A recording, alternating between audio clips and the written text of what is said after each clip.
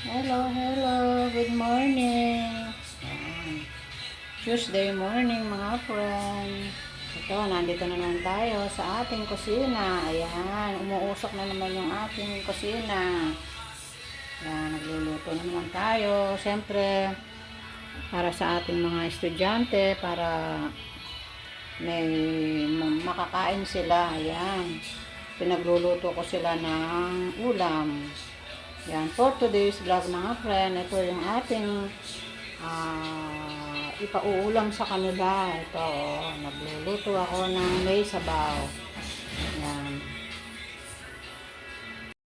Ayan mga friend, ito, pagluluto ko sila ng sinampalukang manok. Ayan.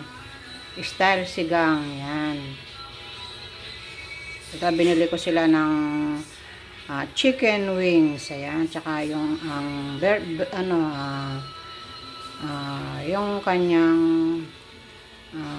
chicken breast, yan, pinagsama ko para hindi siya masyadong mataba, yan.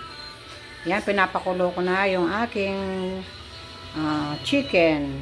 Ayan, ito yung ating mga pansahog sa ating ayan. Bumili ako mga friend. Ito meron tayo. Kaya ayun naman yung bagay. There. There. Ayan. Pinahina ko yung ating volume ng ating sound. Yan. Baka tayo makapiright yan. Ito yung ating mga gulay mga friend. Ito yung ating okra. Yung sili na green. Siyempre, yung sibuyas, kamatis, gabi.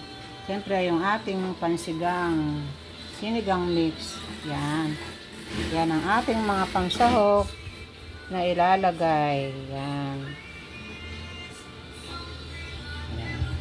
Yan, mga maya, mga friend. Ito, para yung ating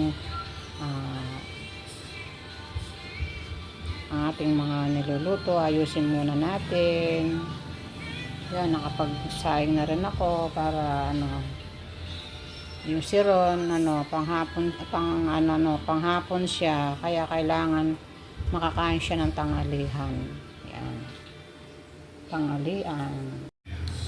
Ito na mga friend, yung ating sinigang, yung ating sinampalukang chicken. Ayan. O, diba? Nakagawa na tayo ng ating pang-ulam for today. Yan. Para may sabaw yung ating mga estudyante. Yung ating chicken na overload sa gulay. Yan. Daming gulay. Masarap yung ating gulay. Yan. Ilagyan natin na siyang siling haba. Siling green. O, diba?